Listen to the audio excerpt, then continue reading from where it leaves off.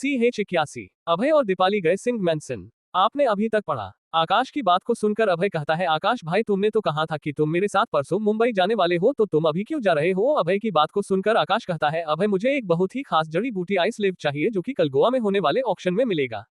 आकाश की बात को सुनकर अभय कहता है, ठीक है आकाश भाई तुम गोवा चले जाओ, मैं तुमसे मुंबई में ही मिलूंगा। और फिर आकाश अभय के गले लगता है। तभी आकाश के पास उसके तीनों बॉडीगार्ड्स आ जाते हैं और फिर आकाश से कहते हैं, बॉस हमने गोवा जाने की सारी तैयारी पूरी कर ली है, हमें जल्द ही एयरपोर्ट के लिए निकलना होगा। पंकज, समीर और सत्यम ने अभी तक मास्क पहना हुआ था जिससे उन्हें कोई पहचान न पाए। उन तीनों की बात को सुनकर आकाश कहता है, ठीक है हम अभी निकलेंगे। जिसके बाद आकाश सभी को बाय कहता है और वहां से निकल जाता है। आकाश के जाने के बाद दीपाली अभय से कहती है, अभय मुझे घर जाना है, मम्मी ने कल रात को मुझे फोन करके बताया था कि दादाजी ठीक हो गए हैं। अब आगे। दीपाली की बात को सुनकर अभय कहता है, ये बहुत अच्छा है कि तुम्हारे दादाजी ठीक हो गए हैं, अब वो हमारे सगाई में रहेंगे। जिस पर दीपाली कहती है, हो दादाजी हमारे सगाई में रहेंगे तो हमें बहुत अच्छा लगेगा। तभी अभय कहता है, दीपाली चलो हम तुम्हारे दादाजी को देखने चलते हैं।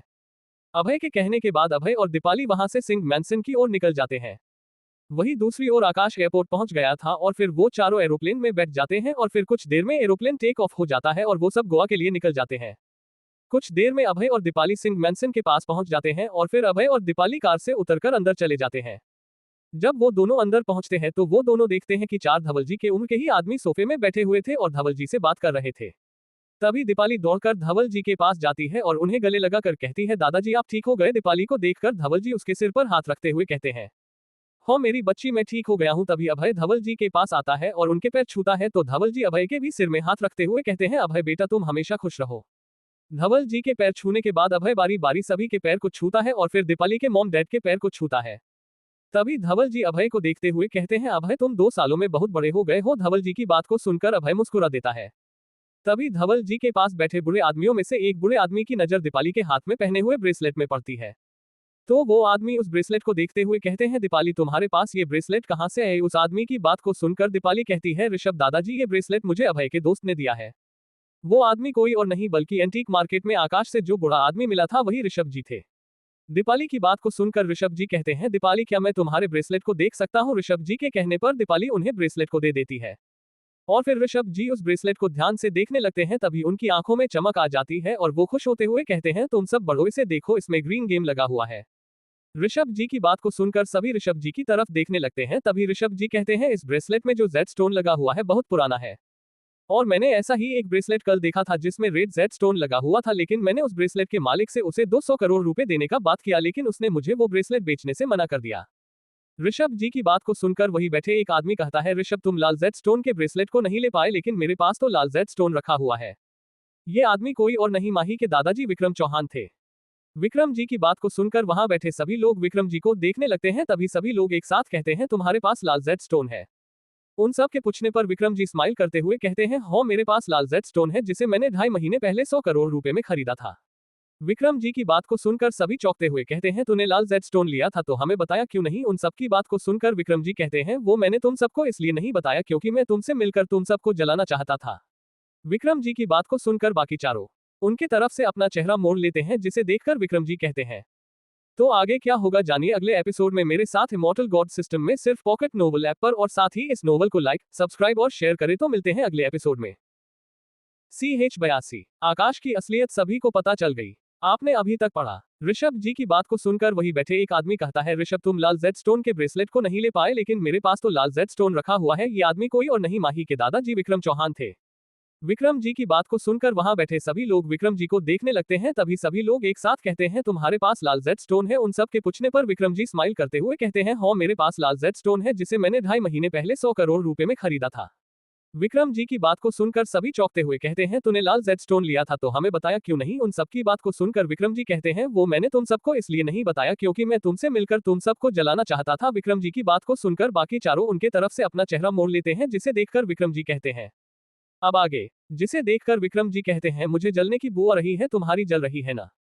विक्रम जी की बात को सुनकर सभी एक साथ कहते हैं, विक्रम तुम चुप हो जाओ। और फिर सभी ऋषभ जी से कहते हैं, ऋषभ जिसके पास वो ब्रेसलेट है उसका नाम क्या है? जिस पर ऋषभ जी कहते हैं, हो उसका नाम आकाश है और मैंने उससे एक एंटीक पेंटिंग खरीदी है। तभी ऋषभ जी की बात सुनकर दीपाली कहती है, ऋषभ दादाजी अभय के दोस्त का नाम भी आकाश है और उसने एक लाल कलर का ब्रेसलेट पहना हुआ था। दीपाली की बात को सुनकर ऋषभ जी चौंकते हुए कहते हैं, हो वो वही आकाश होगा जिसके पास वो ब्रेसलेट है। वैसे दीपाली, आकाश अभी कहाँ है ये तुम्हें पता है क्या? जिस पर दीपाली कहती है, हो मुझे पता है, वो किसी आदमी के इलाज के लिए आइस लिव लेने के लिए गोवा गया है। दीपाली की बात सुनकर रेहान जी कहते हैं, दीपाली तुमने किस जड़ी बूटी का नाम अभी लिया? रेहान जी के पूछने पर दीपाली कहती है, डैड मैंने आइस लिव कहाँ है। दीपाली की बात को सुनकर रेहान जी एक गहरी सांस लेते हैं और कहते हैं, तो अभय का दोस्त ही वह डॉक्टर है जिसने डैड का इलाज किया है। रेहान जी की बात को सुनकर सभी कहते हैं, रेहान तुम्हें ऐसा क्यों लगता है कि अभय के दोस्त ने ही धवल का इलाज किया होगा? उन सब की बात को सुनकर तनाशा जी कहती है, रेहान जी ऐसा इसलिए कह रहे हैं क्योंकि जिस डॉक्टर ने पिताजी का इलाज किया था उसने हमें कहा था कि वो पिताजी का इलाज करे या न करे, पिताजी सिर्फ 1 साल तक ही जिंदा रहेंगे और अगर पिताजी की बीमारी को पूरी तरह से खत्म करना है तो उसे आइस लिव की जरूरत पड़ेगी जिससे वो पिताजी का इलाज करेगा, जिससे पिताजी ज्यादा दिन तक जिंदा रह सकेंगे। नताशा जी की बात को सुनकर धवल जी कहते हैं, तो तुम दोनों ने हमें ये बात पहले क्यों नहीं बताई?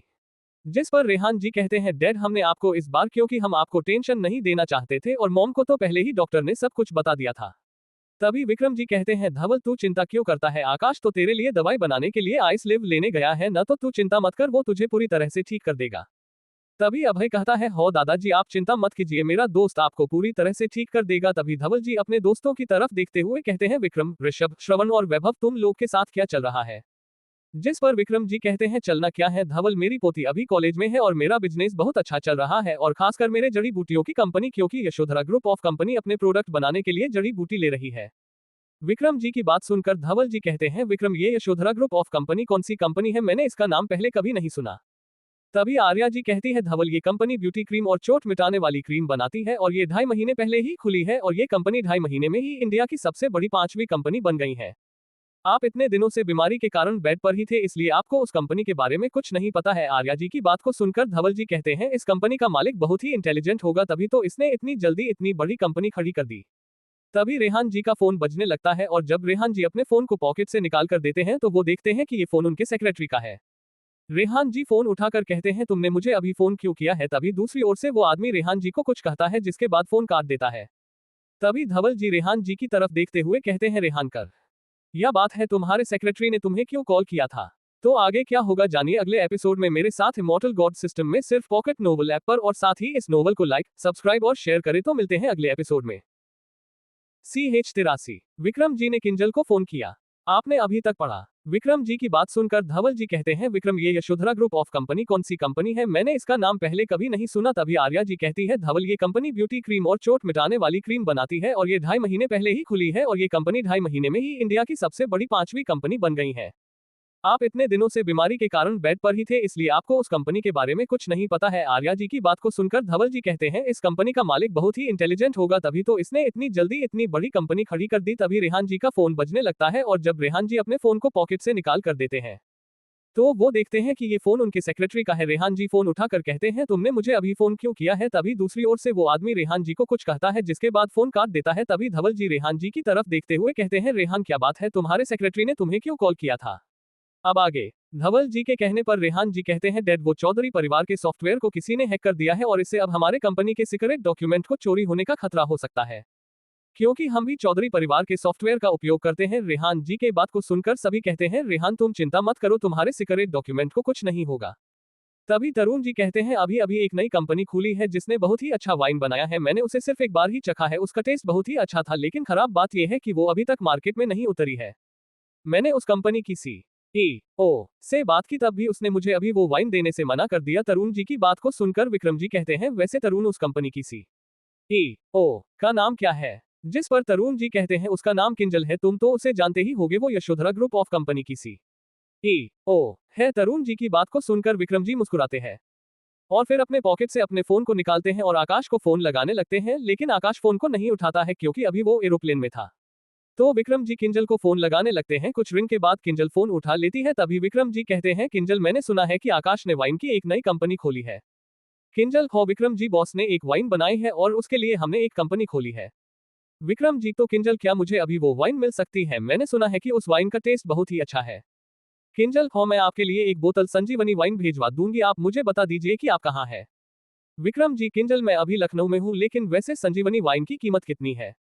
किंजल, विक्रम जी संजीवनी वाइन के पर बोतल की कीमत 20,000 रुपये है। विक्रम जी, हो ठीक है, तुम मेरे लिए 10 बोतल भेज देना। किंजल, ठीक है, मैं आपके घर में 10 बोतल संजीवनी वाइन की भेज दूंगी। जिसके बाद किंजल फोन काट देती है। तभी अभय कहता है, विक्रम दादाजी, क्या आपने अभी यशोधरा ग्रुप ऑफ कंपनी के चेयरमैन का नाम आकाश बोला है ना? अभय की बात को सुनकर विक्रम जी कहते हैं, हो, उसका नाम आकाश है और वो तुम्हारा ही दोस्त आकाश है। विक्रम जी की बात को सुनकर अभय चौंकते हुए कहता है, क्या आकाश यशोधरा ग्रुप ऑफ कंपनी का मालिक है? लेकिन उसने तो मुझे अभी नहीं बताया। तभी अभय को उस गोली के बारे में याद आता है और कहता है, नहीं नहीं, उसने मुझे एक हिंट दी थी, लेकिन मैं समझ नहीं पाया। आकाश ने इतनी बड़ी बड़ी कंपनी को खोल लिया है और मैंने अभी भी कुछ नहीं किया। तभी धवल जी कहते हैं, वैसे अभय, आकाश के फैमिली क्या करते हैं? धवल जी के पूछने पर अभय कहता है, आकाश की फैमिली पहले फल बेचते थे, लेकिन उन्होंने अभी एक रेस्टोरेंट खोला है जो बहुत अच्छा चल रहा है। आकाश ने मुंबई आने से पहले अपने मॉम डैड के लिए एक रेस्टोरेंट खोला था और उनसे कहा था कि उसने बैंक से लोन लिया है, इसलिए उन दोनों ने आकाश से और कुछ भी नहीं पूछा था। अभय की बात को सुनकर धवल जी कहते हैं, अभय, तुम्हारे दोस्त के पास पहले कुछ भी नहीं था, इसलिए उसने अपनी कंपनी इतनी जल्दी खोली है।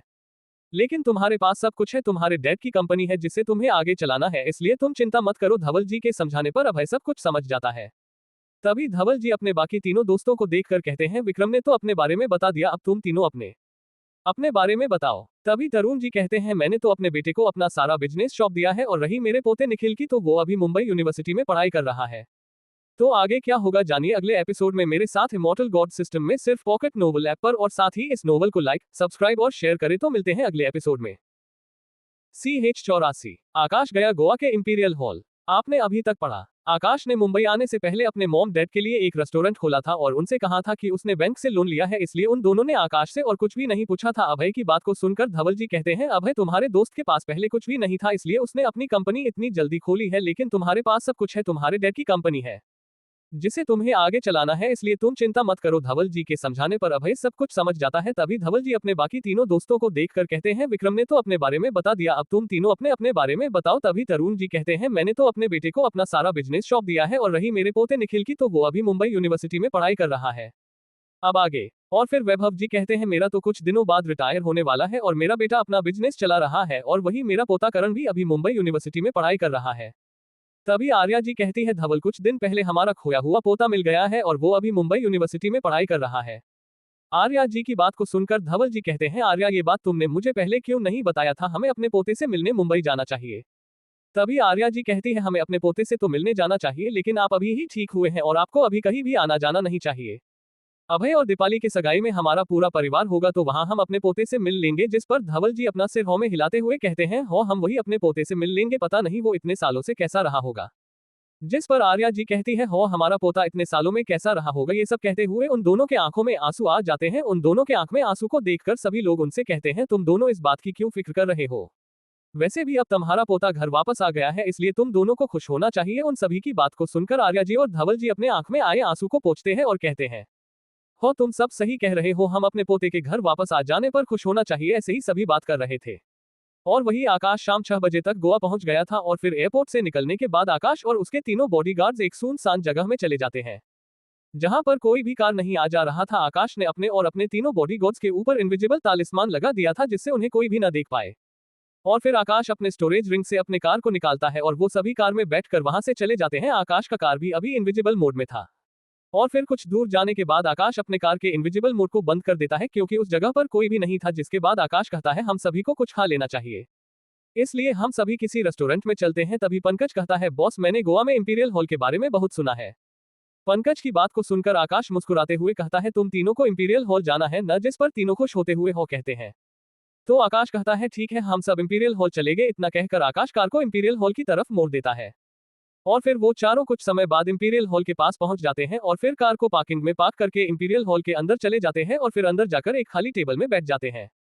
जब आकाश उसके डिजाइन को देखता है तो वो चौंक जाता है, क्योंकि यहाँ के चारों ओर का डिजाइन बिल्कुल आकाश के इमोर्टल वर्ल्ड के महल के हॉल जैसा था। तभी एक लड़की उन सभी के पास आती है और वही आकाश के बगल में बैठकर कहती है, आपको देखकर ऐसा लगता है कि आप यहाँ पहली बार आए हैं और इस इंपीरियल हॉल के अंदर के डिजाइन को पहली बार देख रहे हैं।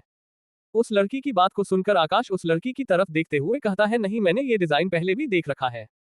तभी वो लड़की कहती है, तुमने ये डिजाइन पहले भी देख रखा है? तभी एक आदमी वहां आकर एक पेंटिंग देता है और फिर वो लड़की आकाश को वो पेंटिंग दिखाते हुए कहती है, क्या तुमने ही ये पेंटिंग बनाई है? जिस पर आकाश कहता है, हाँ, मैंने ही इस पेंटिंग को बनाया है। ये लड़की कोई और नहीं, इंपीरियल हॉल के ओनर की स्टूडेंट दिव्या थी, जिसने आकाश के बारे में पता लगवाया था। और फिर दिव्या आकाश से कहती है, तो तुम भी एक कल्टिवेटर हो? जिस पर आकाश कहता है, था छोटे उमा, पहले मुझे ये बताओ कि यहाँ के डिजिटल को किसने बनाया है? आकाश की बात को सुनकर दिव्या स्माइल करने लगती है तो आगे क्या होगा जानिए अगले एपिसोड में मेरे साथ इमॉर्टल गॉड सिस्टम में सिर्फ पॉकेट नोवेल ऐप पर, और साथ ही इस नोवेल को लाइक, सब्सक्राइब और शेयर करें। तो मिलते हैं अगले एपिसोड में। CH85 आकाश बैठा सिंहासन में और आकाश गया पानी के अंदर। आपने अभी तक पढ़ा। आप यहाँ पहली बार आए हैं और इस इंपीरियल हॉल के अंदर के डिजाइन को पहली बार देख रहे हैं। उस लड़की की बात को सुनकर आकाश उस लड़की की तरफ देखते हुए कहता है, नहीं, मैंने ये डिजाइन पहले भी देख रखा है। तभी वो लड़की कहती है, तुमने ये डिजाइन पहले भी देख रखा है। तभी एक आदमी वहां आकर एक पेंटिंग देता है और फिर वो लड़की आकाश को वो पेंटिंग दिखाते हुए कहती है, क्या तुमने ही ये पेंटिंग बनाई है? जिस पर आकाश कहता है, हाँ, मैंने ही इस पेंटिंग को बनाया है। ये लड़की कोई और नहीं, इंपीरियल हॉल के ओनर की स्टूडेंट दिव्या थी, जिसने आकाश के बारे में पता लगवाया था। और फिर दिव्या आकाश से कहती है, तो तुम भी एक कल्टीवेटर हो? जिस पर आकाश कहता है, तुम पहले मुझे ये बताओ कि यहाँ के डिजिटल को किसने बनाया है? आकाश की बात को सुनकर दिव्या स्माइल करने लगती है। आप मेरे एक और novel battle of the novel world को पॉकेट नोवेल ऐप पर पढ़ सकते हैं। अब आगे। और फिर दिव्या कहती है, ये डिजाइन मेरी टीचर ने बनाया है। दिव्या की बात को सुनकर आकाश कहता है, क्या मैं तुम्हारी टीचर से मिल सकता हूँ? मुझे तुम्हारी टीचर से कुछ पूछना था। तभी दिव्या टेबल पर एक पत्थर रखती है और कहती है, पहले आप इस पत्थर पर अपना हाथ रखिए, तो मैं आपको अपेक्षा टीचर के पास ले जाऊंगी या नहीं ये सोचूंगी। तो आकाश उस पत्थर पर हाथ रखता है, तभी वो पत्थर नीले रंग में चमकने लगता है। तभी आकाश को कुछ महसूस होता है और फिर आकाश दिव्या की तरफ बहुत ही गुस्से से देखते हुए कहता है, इस पत्थर में मेरी एनर्जी कैसे है? जब दिव्या उस पत्थर को चमकता हुआ और आकाश को इतने गुस्से में देखती है तो वो घबराते हुए कहती है, ग्रैंड मास्टर आप शांत हो जाए, मैं आपकी स्टूडेंट वेदिका की स्टूडेंट दिव्या हूँ, यानी आपकी ग्रैंड स्टूडेंट। आकाश दिव्या की बात को सुनकर थोड़ा शांत होता है और कहता है, अगर तुम वेदिका की स्टूडेंट हो तो वेदिका कहाँ है? आकाश के पूछने पर दिव्या कहती है, ग्रैंड मास्टर हमें यहाँ बात नहीं करना चाहिए। जिस पर आकाश मान जाता है और फिर दिव्या आकाश को कहीं ले जाने लगती है तो आकाश के तीनों बॉडीगार्ड्स आकाश के पीछे चलने लगती है। कुछ देर में वो सभी एक बड़े से हॉल के अंदर पहुंच जाते हैं। ये जगह इंपीरियल हॉल के अंदर का जगह था। इंपीरियल हॉल बहुत बड़ा था, इसके सिर्फ छोटे से एरिया में ही लोग खाना खाते थे। उस हॉल में पहुंचने के बाद आकाश देखता है कि वहां बहुत से लोग थे। तभी आकाश देखता है कि कुछ दूरी में एक बहुत ही सुंदर सिंहासन रखा हुआ था और उसके अगल बगल में 3 सिंहासन बने हुए थे, जिसे देखकर आकाश कहता है, उस लड़की ने मेरे सिंहासन को भी यहाँ बना लिया है। वही जब सब लोग आकाश और उसके तीनों बॉडीगार्ड्स को देखते हैं तो कंफ्यूज हो जाते हैं और आपस में बात करने लगते हैं, छोटी बॉस ने इन चारों को यहाँ क्यों लाई है? यहाँ तो किसी भी बाहरी इंसान को आना मना है। तभी दिव्या कहती है, ग्रैंड मास्टर पहले आप उस सिंहासन में बैठ जाए, फिर मैं आपको सब कुछ बताती हूँ। दिव्या की बात को सुनकर आकाश उस सिंहासन की ओर जाने लगता है। तभी वो सभी लोग कंफ्यूज होते हुए कहते हैं, छोटी बॉस इस लड़के को ग्रैंड मास्टर क्यों कह रही है और उसे उस सिंहासन पर बैठने के लिए क्यों कह रही है? ये सिंहासन तो बॉस के मास्टर के लिए थी और उसमें कोई भी नहीं बैठ सकता है। तभी वो सभी समझ जाते हैं, कहीं ये बॉस के मास्टर तो नहीं है।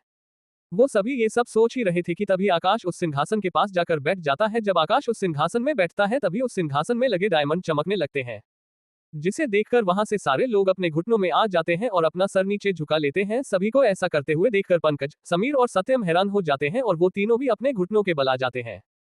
वहां सिर्फ दिव्या ही खड़ी थी, बाकी सभी लोग अपने घुटनों के बल बैठे हुए थे। तभी आकाश कहता है, दिव्या अब तुम मुझे बताओ वेदिका कहाँ है? आकाश के पूछने पर दिव्या कहती है, ग्रैंड मास्टर मैं आपको टीचर के पास ले जाती हूँ, वही आपको सभी चीजों का पता चलेगा। दिव्या की बात को सुनकर आकाश उस सिंहासन से उठ जाता है और फिर दिव्या आकाश को वहां से ले जाने लगती है। तो पंकज, समीर और सत्यम भी आकाश के पीछे जाने लगते हैं तो आकाश उन्हें वही रुकने के लिए कहता है तो वो तीनों वही रुक जाते हैं। दिव्या आकाश को इंपीरियल हॉल के पीछे की साइड ला लेती है और फिर एक नाव में बैठ जाती है। तो आकाश भी दिव्या के पीछे जाकर नाव में बैठ जाता है और फिर दिव्या नाव को पानी के गहराई की ओर जाने लगती है। कुछ दूर जाने के बाद दिव्या नाव को रोक देती है और कुछ मंत्र बोलने लगती है। मंत्र के खत्म होते ही वहां का पानी 2 हिस्सों में बंट जाता है, जिसके बाद दिव्या और आकाश अंदर चले जाते हैं। जब वो अंदर आते हैं तभी एक औरत आकाश को देखकर कहती है, दिव्या तुमने किसको यहाँ ले आई हो? तुम्हें पता है ना यहाँ कोई भी नहीं आना चाहिए।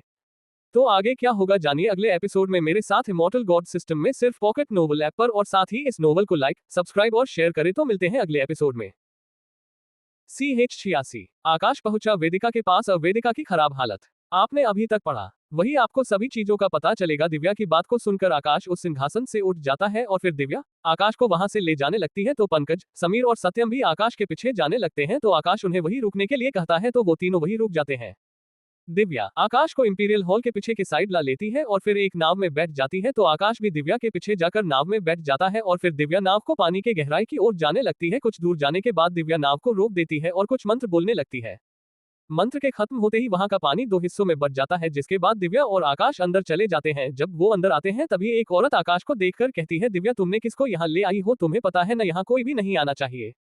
अब आगे। तभी आकाश उस औरत के पास जाता है और कहता है, चांदनी तुमने मुझे पहचाना नहीं? आकाश की बात को सुनकर वो औरत चांदनी के आंख में आंसू आ जाते हैं और वो रोते हुए कहती है, यंग मास्टर आकाश ये आप ही है ना? जिस पर आकाश मुस्कुराते हुए कहता है, हो चांदनी ये मैं ही हूँ। चांदनी आकाश की इमोर्टल वर्ल्ड की दासी थी जिसने बचपन से आकाश का ख्याल रखा था। तभी आकाश कहता है चांदनी, वेदिका कहाँ है? आकाश के पूछने पर चांदनी कहती है, यंग मास्टर मैं आपको मिस वेदिका के पास ले जाती हूँ। और फिर चांदनी आकाश को कहीं ले जाने लगती है। जब वो दोनों एक बड़े से कमरे में पहुंचते हैं तो आकाश देखता है कि एक पत्थर के ऊपर एक लड़की सोई हुई थी और उसके अगल बगल में एक लड़की और लड़का खड़े हुए थे। पत्थर के ऊपर सोई हुई लड़की और कोई नहीं बल्कि आकाश की स्टूडेंट वेदिका थी।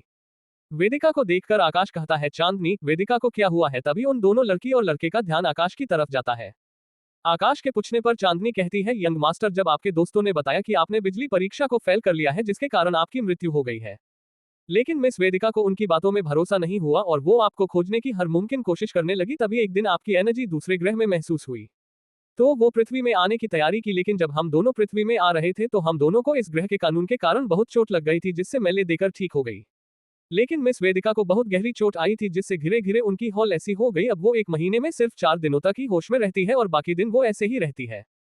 वेदिका की हालत को देखकर और चांदनी की बात को सुनकर आकाश के आंख में आंसू आ जाता है। तभी आकाश उन सभी को वहां से जाने का इशारा करता है जिसे दिव्या समझकर उन दोनों लड़की और लड़के को वहां से चलने के लिए कहती है और फिर वो सभी वहां से चले जाते हैं। तभी आकाश वेदिका के पास जाकर बैठ जाता है और उसके सर को अपने गोद में रख लेता है और वेदिका के सर को सहलाने लगता है और वेदिका के साथ बिताए हुए सभी पलों को याद करने लगता है।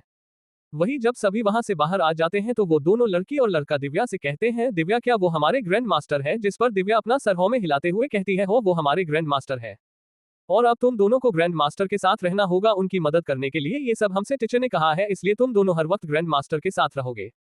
जिस पर दोनों हो कहते हैं और फिर चांदनी को छोड़ तीनों वहां से बाहर आ जाते हैं और इंपीरियल हॉल के अंदर आ जाते हैं। तभी उनकी नजर पंकज, समीर और सत्यम के ऊपर पड़ती है तो वो दोनों लड़की और लड़का उन तीनों के पास जाते हैं और कहते हैं, तुम तीनों कौन हो और यहाँ क्या कर रहे हो? तभी दिव्या कहती है, ये तीनों ग्रैंड मास्टर के साथ आए थे और इससे ज्यादा मैं इनके बारे में कुछ नहीं जानती हूँ।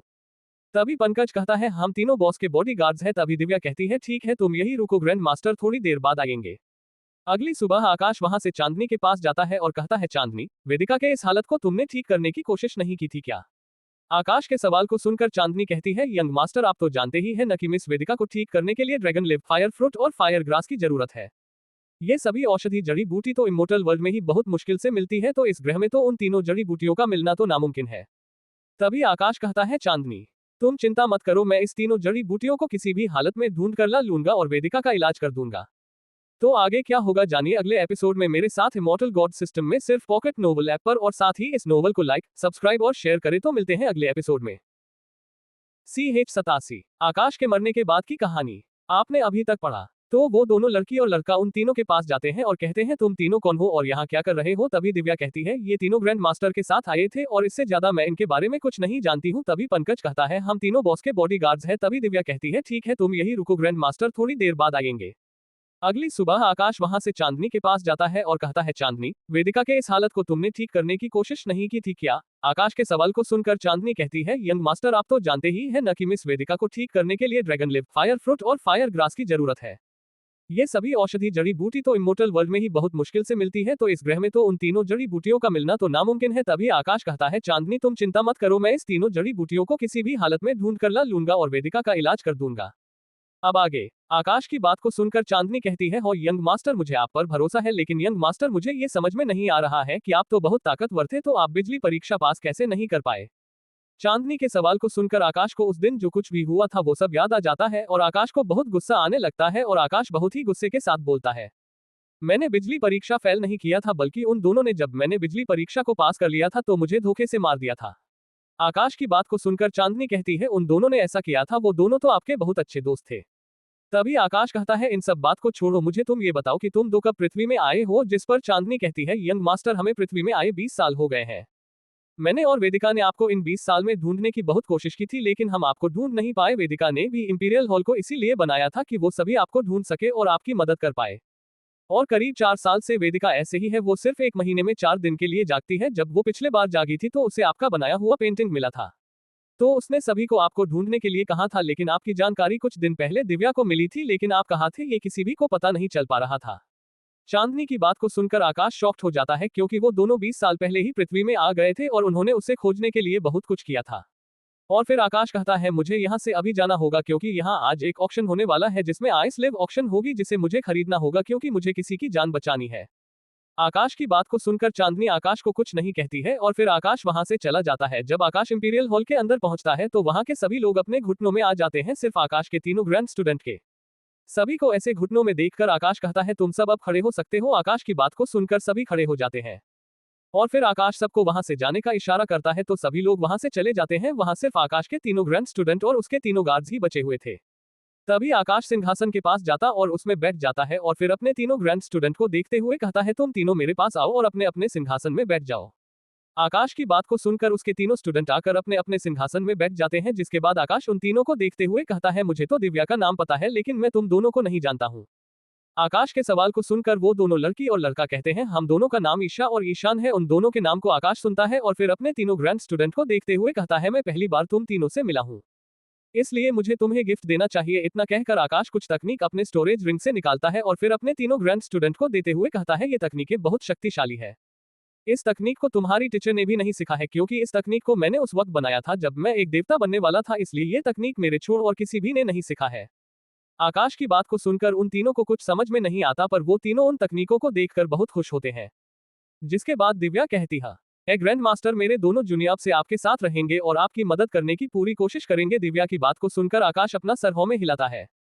तो आगे क्या होगा जानिए अगले एपिसोड में मेरे साथ इमॉर्टल गॉड सिस्टम में सिर्फ पॉकेट नोवेल ऐप पर, और साथ ही इस नोवेल को लाइक, सब्सक्राइब और शेयर करें। तो मिलते हैं अगले एपिसोड में। CH88 आकाश ऑक्शन हाउस में आपने अभी तक पढ़ा। उन दोनों के नाम को आकाश सुनता है और फिर अपने तीनों ग्रैंड स्टूडेंट को देखते हुए कहता है, मैं पहली बार तुम तीनों से मिला हूं, इसलिए मुझे तुम्हें गिफ्ट देना चाहिए। इतना कहकर आकाश कुछ तकनीक अपने स्टोरेज रिंग से निकालता है और फिर अपने तीनों ग्रैंड स्टूडेंट को देते हुए कहता है, ये तकनीकें बहुत शक्तिशाली है। इस तकनीक को तुम्हारी टीचर ने भी नहीं सीखा है, क्योंकि इस तकनीक को मैंने उस वक्त बनाया था जब मैं एक देवता बनने वाला था, इसलिए ये तकनीक मेरे छोड़ और किसी भी ने नहीं सीखा है। आकाश की बात को सुनकर उन तीनों को कुछ समझ में नहीं आता, पर वो तीनों उन तकनीकों को देखकर बहुत खुश होते हैं। जिसके बाद दिव्या कहती है, ग्रैंड मास्टर, मेरे दोनों जूनियर से आपके साथ रहेंगे और आपकी मदद करने की पूरी कोशिश करेंगे। दिव्या की बात को सुनकर आकाश अपना सर में हिलाता है। अब आगे और फिर आकाश अपने तीनों बॉडीगार्ड्स की तरफ इशारा करते हुए कहता है, दिव्या, ये तीनों अभी कुछ दिन तक यही रहेंगे, तो तुम इन तीनों को ट्रेनिंग करवा देना। आकाश की बात को सुनकर दिव्या कहती है, ठीक है ग्रैंड मास्टर, मैं इन तीनों की बहुत ही अच्छे से ट्रेनिंग करवा दूंगी।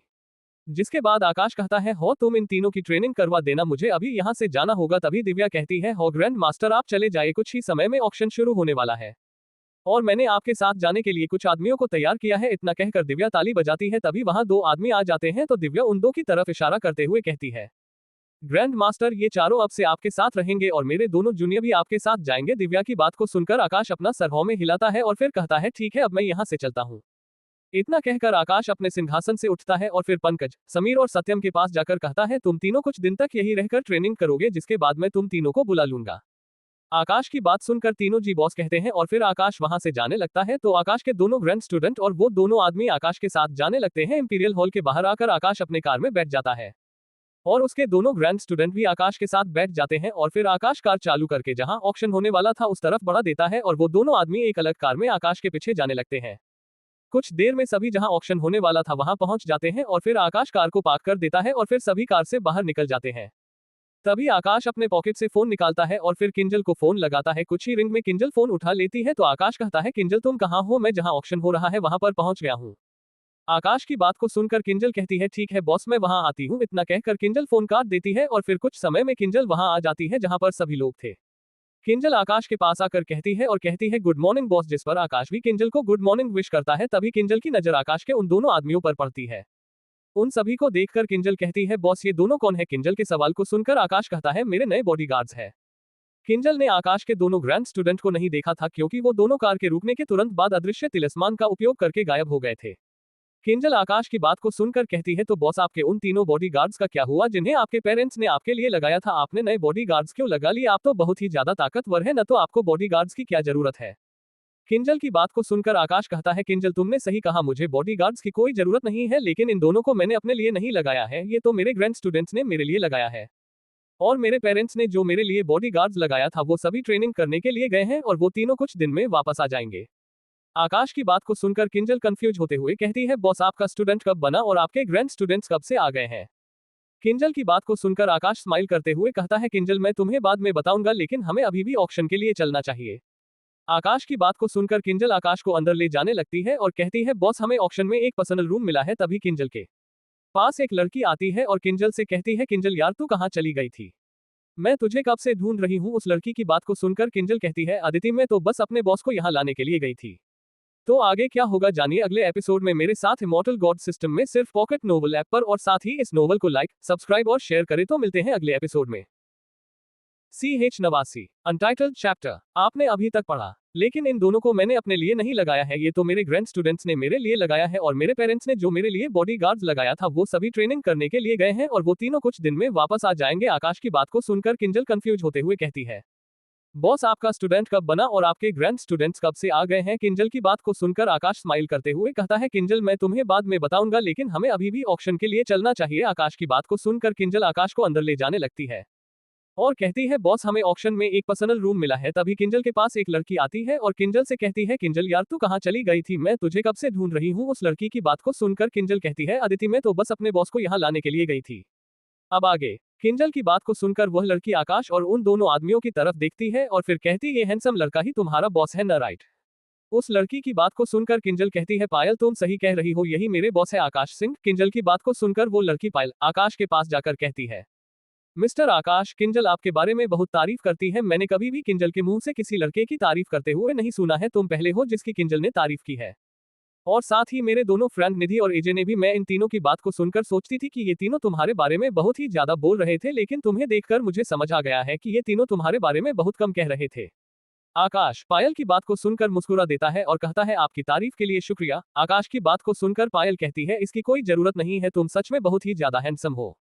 तभी पायल फिर कहती है, चलो ऑक्शन शुरू होने वाला है, हमें अंदर चलना चाहिए, बातें तो बाद में भी होती रहेगी। पायल की बात को सुनकर सभी अंदर की ओर चले जाते हैं और फिर पायल उन सभी को एक प्राइवेट रूम में ले जाती है और कहती है, ये तुम्हारा रूम है, यहीं से तुम ऑक्शन को अटेंड करोगे।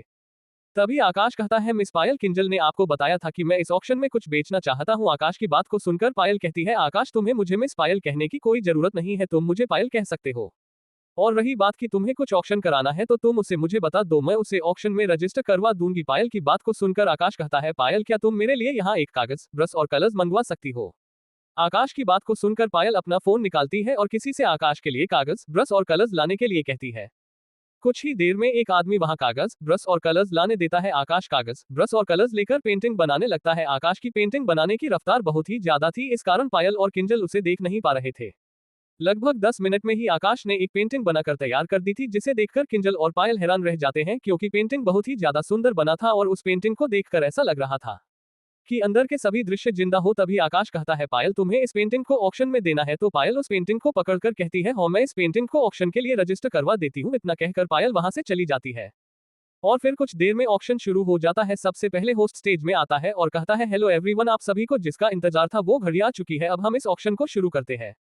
तभी उस आदमी के पीछे स्क्रीन में एक आइलैंड का फोटो दिखाई देता है और फिर वो आदमी कहता, ये आइलैंड समुद्र के बीच में स्थित है और ये एक ऐसा आइलैंड है जहां किसी भी देश का कानून नहीं चलता है। इसका मतलब ये है कि यहाँ पर इसका मालिक जो भी करे कोई भी उसे कुछ नहीं करेगा। तो कब हम ये ऑक्शन शुरू करते हैं। इस आइलैंड की शुरुआती कीमत 100 करोड़ रुपए है और हर बोली में आपको 1-1 करोड़ ज्यादा बोली लगना है। तो हम ये बोली शुरू करते हैं। तभी आदमी 110 करोड़ की बोली लगाता है। ऐसे ही बोली बढ़ते रहता है। 115 करोड़, 116 करोड़, ऐसे ही करते करते बोली 160 करोड़ तक बढ़ जाती है। वही दूसरी ओर जब आकाश उस आइलैंड को देखता है तो वो खुश हो जाता है, क्योंकि उस आइलैंड में ऐसे औषधि जड़ी बूटी थी जो कि बहुत ज्यादा आध्यात्मिक ऊर्जा होने पर ही उगती है। तो रीडर्स आपको को क्या लगता है, क्या होगा इस नॉवल में आगे? ये जानने के लिए पढ़ते रहिए इमॉर्टल गॉड सिस्टम के अगले चैप्टर सिर्फ और सिर्फ पॉकेट नॉवल ऐप पर। और हाँ, अगर चैप्टर पसंद आया हो तो लाइक और कमेंट जरूर कर देना, इससे मुझे भी अगले चैप्टर्स को लिखने में मजा आता है। CH90 आकाश ने आइलैंड को खरीद लिया, आपने अभी तक पढ़ा। तभी उस आदमी के पीछे स्क्रीन में एक आइलैंड का फोटो दिखाई देता है और फिर वो आदमी कहता, ये आइलैंड समुद्र के बीच में स्थित है और ये एक ऐसा आइलैंड है जहां किसी भी देश का कानून नहीं चलता है। इसका मतलब ये है कि यहाँ पर इसका मालिक जो भी करे कोई भी उसे कुछ नहीं करेगा। तो कब हम ये ऑक्शन शुरू करते हैं। इस आइलैंड की शुरुआती कीमत 100 करोड़ रुपए है और हर बोली में आपको 1-1 करोड़ ज्यादा बोली लगना है। तो हम ये बोली शुरू करते हैं। तभी आदमी 110 करोड़ की बोली लगाता है। ऐसे ही बोली बढ़ते रहता है। 115 करोड़, 116 करोड़, ऐसे ही करते करते बोली 160 करोड़ तक बढ़ जाती है। वही दूसरी ओर जब आकाश उस आइलैंड को देखता है तो वो खुश हो जाता है, क्योंकि उस आइलैंड में ऐसे औषधि जड़ी बूटी थी जो कि बहुत ज्यादा आध्यात्मिक ऊर्जा होने पर ही उगती है। अब आगे उन जड़ी बूटियों को देखकर आकाश किंजल से कहता है, किंजल इस आइलैंड पर 200 करोड़ रुपए की बोली लगा दो। आकाश की बात को सुनकर किंजल 200 करोड़ की बोली लगा देती है। जब आकाश सीधे 40 करोड़ एक्स्ट्रा का बोली लगा देता है तो सभी उस प्राइवेट रूम की तरफ देखने लगते हैं जहां पर आकाश था। तभी एक और प्राइवेट रूम से एक आदमी 220 करोड़ रुपए की बोली लगाता है। वही जब वो आदमी उस प्राइवेट रूम से बोली लगाया था उसके तुरंत बाद कई सारे किलर उस आदमी के रूम में आ जाते हैं और उस आदमी के सारे बॉडीगार्ड्स को मार देते हैं और उस आदमी के ऊपर वो सभी बॉडीगार्ड्स हमला करने के लिए आगे बढ़ जाते हैं। वो आदमी आकाश के बगल वाले कमरे में ही था। इधर आकाश जब किसी को 220 करोड़ रुपए की बोली लगाते हुए देखता है तो आकाश किंजल को 250 करोड़ रुपए की बोली लगाने के लिए कहता है।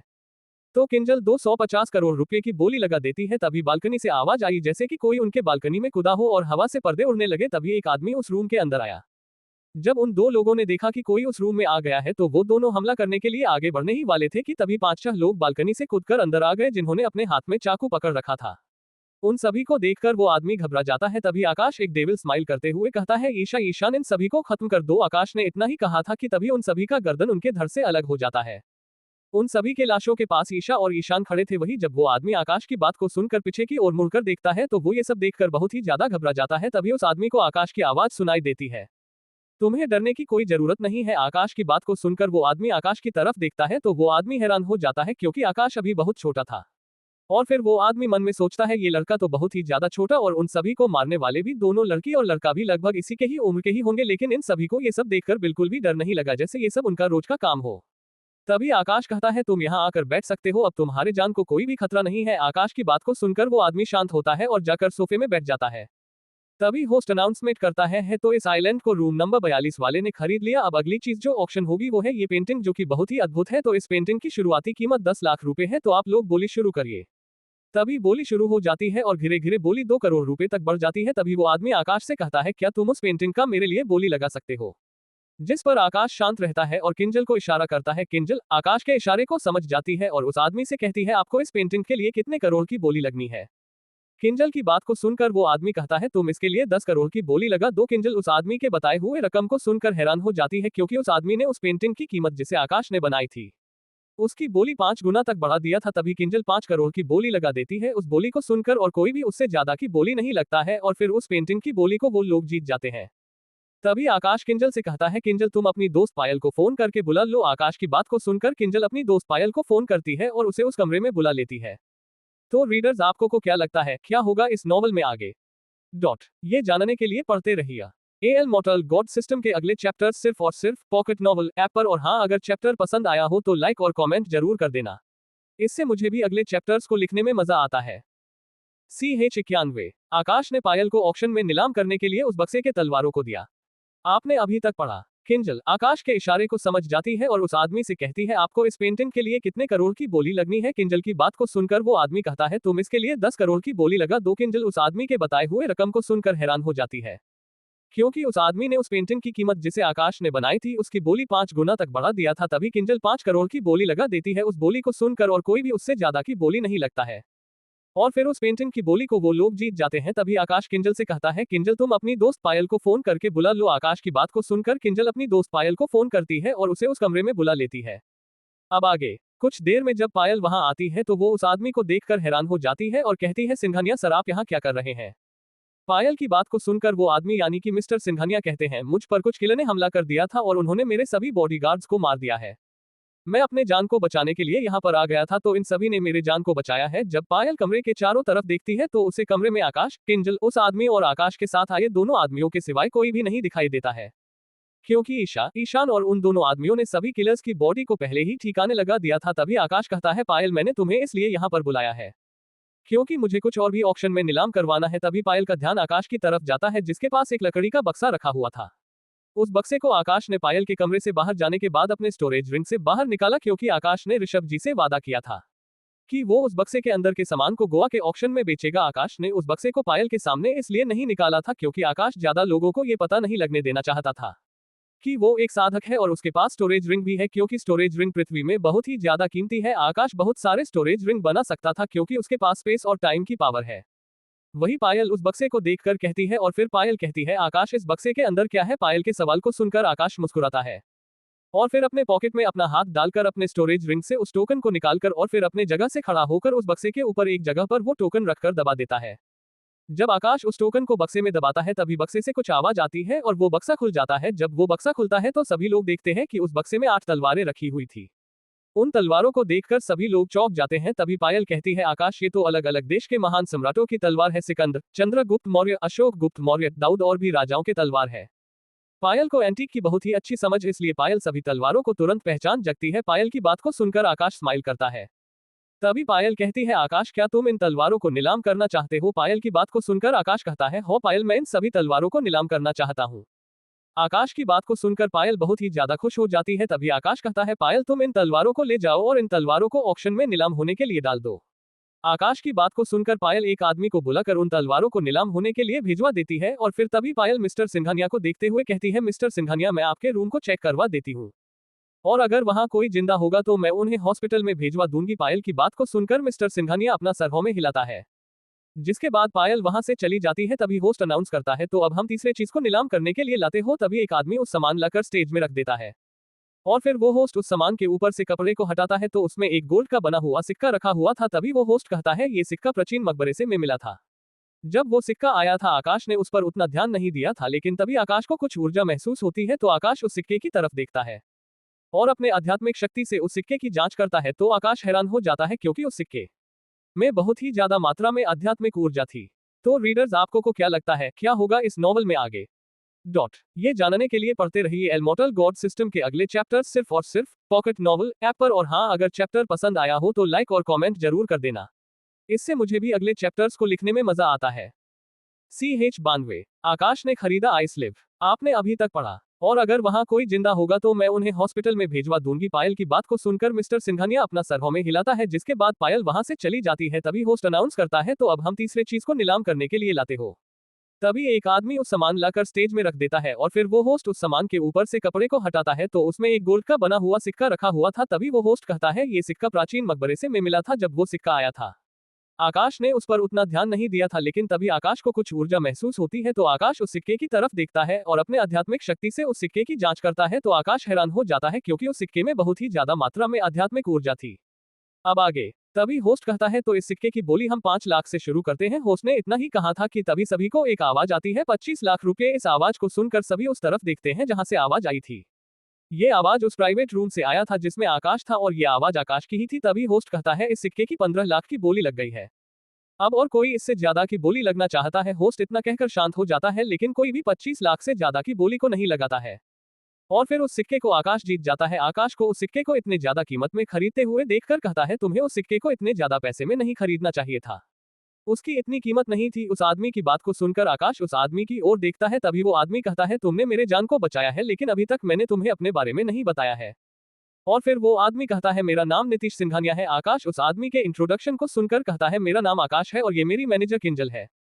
तभी नीतीश जी फिर से कहते हैं, आकाश, तुम्हें इस सिक्के को इतने ज्यादा कीमत में नहीं खरीदना चाहिए था। नीतीश जी की बात को सुनकर आकाश कहता है, आप नहीं जानते कि ये मेरे लिए कितना कीमती है, मैं इसके लिए इससे भी ज्यादा पैसे दे सकता था। आकाश की बात को सुनकर नीतीश जी आकाश से और कुछ भी नहीं कहते हैं और इधर ऑक्शन में बहुत सी चीजें बिक रही थी, लेकिन इस बात आकाश ने उनमें से कोई भी चीज को नहीं लिया था। तभी स्टेज में एक आदमी थाली में कुछ लाता है और फिर वो होस्ट उसमें से कपड़े को हटाता है तो उसमें एक जड़ी बूटी रखी हुई थी। तभी वो होस्ट कहता है, इस बात ऑक्शन में बहुत ही रेयर औषधि वाली जड़ी बूटी आइस लिव नीलाम होने के लिए आए हैं। इसकी शुरुआत कीमत 10 लाख रुपए है, तो अब हम इसकी बोली चालू करते हैं। होस्ट के इतना कहने के बाद बोली चालू हो जाती है और फिर कुछ ही देर में बोली 30 लाख तक पहुंच जाती है। तभी एक आवाज आता है, 50 लाख रुपए। ये आवाज और किसी की नहीं बल्कि आकाश की थी। आकाश के बोली लगाने के बाद और कोई भी बोली नहीं लगाता है और फिर आकाश उस आइस लिव को जीत जाता है। तभी होस्ट कहता है, लेडीज एंड जेंटलमैन, आज के ऑक्शन की सबसे आखिरी चीज आइस लिव होने वाला था, लेकिन लास्ट टाइम में हमारे पास एक ऐसी चीज आई है जिसे देखकर आप लोग हैरान हो जाएंगे। तभी एक आदमी एक बॉक्स को लाता है और फिर स्टेज में रख देता है। तभी वो होस्ट कहता है, ये है आज का लास्ट आइटम। आप लोग इस बॉक्स को देखकर सोच रहे होंगे कि इसके अंदर क्या है, तो मैं इस बॉक्स को खोलकर दिखाता हूँ कि इसमें क्या है। इतना कहकर वो होस्ट उस बॉक्स के साथ आए हुए टोकन को उड़ाता है और फिर उस बॉक्स के ऊपर रखकर दबा देता है। तभी वो बॉक्स खुल जाता है और उसके अंदर के तलवार बाहर निकल जाते हैं। वही एक प्राइवेट रूम में बैठा एक बूढ़ा आदमी उन तलवारों को देखकर चौंक जाते हैं और फिर कहते हैं, तो आकाश जानता था कि इसमें इतनी पुरानी तलवारें हैं, इसलिए ही उसने इस बक्से को खरीदा था और उसे ये भी पता था कि ये बक्सा सिर्फ उसी टोकन से खुलेगा। ये बूढ़ा आदमी और कोई नहीं बल्कि ऋषभ जी थे। वही इधर अब होस्ट कहता है, ये सभी चीज अपने आप में ही अनमोल है। इन तलवारों को अपने सदी के महान राजाओं ने इस्तेमाल किया था। राजा दाऊद, सम्राट चंद्रगुप्त मौर्य, सम्राट अशोक गुप्त मौर्य, सिकंदर जैसे महान राजाओं की उपयोग की गई तलवारें। इसे हमारे ऑक्शन हाउस के सबसे अच्छे पुरानी चीजों के जानकार है। इन सभी तलवारों की नीलामी अलग अलग होगा और लास्ट में इस बॉक्स का भी नीलामी होगी। तो चलिए सबसे पहले सम्राट चंद्रगुप्त मौर्य की तलवार की नीलामी शुरू करते हैं। अब आगे क्या होगा? तो रीडर्स आपको को क्या लगता है क्या होगा इस नॉवल में आगे?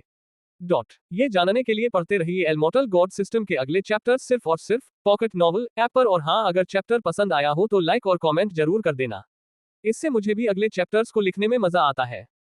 CH93 आकाश की सभी तलवारें और बॉक्स 1500 करोड़ रुपए में नीलाम हो गए।